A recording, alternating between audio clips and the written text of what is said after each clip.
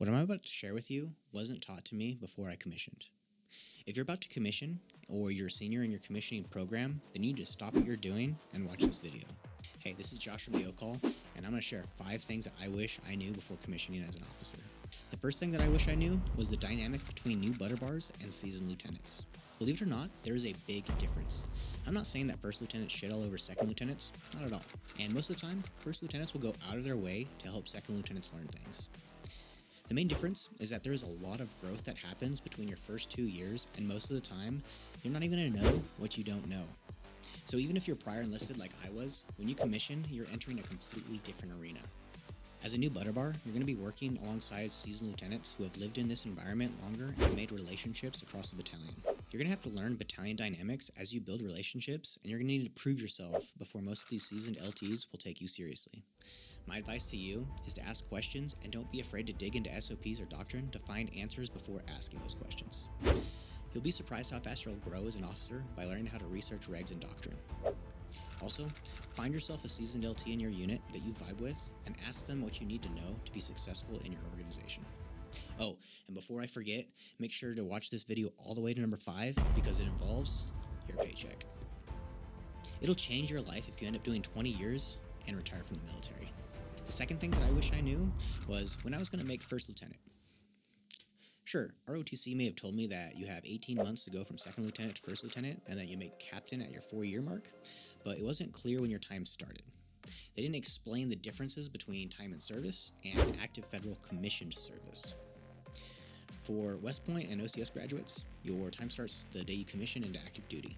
For ROTC graduates, your time starts on the day your orders begin to travel to BOLC or when they start for an assignment prior to BOLC. And this could be like Gold Bar Recruiter or CST Cadre, etc. You'll promote to First Lieutenant 18 months after the date on your orders and make Captain 4 years from that date. For Guard or Reserve officers, it's a little different. It's typically closer to 24 months for First Lieutenant and may take longer to get pinned based on how long the federal recognition process takes. And then for Captain, it's time in rank and grade, plus an open slot for you to fill. Now imagine getting to BOLC and receiving your duty assignment and finding out that it's not one of your top 5 choices. Well, good news. Good news, everyone! You'll get about a week or 2 window where you can trade duty assignments with students in your BOLC class. You're not guaranteed to find someone willing to trade with you, but at the very least, you have a chance to get something higher on your list. Important thing to note here is that West Point can only trade with West Point grads, and ROTC or OCS can only trade amongst themselves. If you're finding this content valuable, then consider subscribing to the BOLC podcast. We've got a lot more helpful content planned to share with the community. Now, what if I told you that you can make more money by living off-post instead of on the installation? And I'm not even talking about saving money by splitting the rent with roommates. I'm talking about the 4th thing that I wish I knew before commissioning, and that's BAH. As an officer, you'll get a basic allowance for housing based off your duty station zip code. You'll get this unless you live on post. Living on post, you won't pay rent, but the post takes your entire BAH instead. And BAH is usually more than the average rent price in the surrounding area, so by living off post, you could usually make a little bit more money.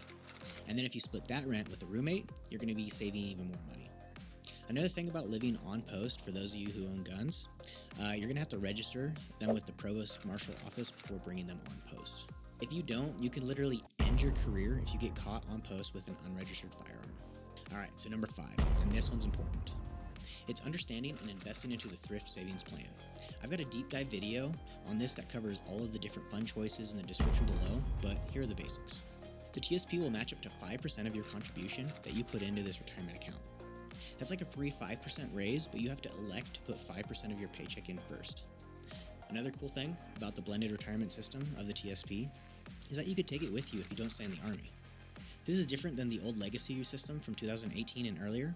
The biggest thing about TSP that I wish I knew early on was how powerful compound interest is over 20 to 30 years. Starting to invest early on in your career will change your life, and you don't even need to invest large amounts of money to get there. So we just talked about TSP, and like I said, it's only scratching the surface. If you got about 10 minutes to spare, I'll show you how to make over $1 million with your TSP on top of your monthly pension payments. Click on this video next to find out what I'm talking about.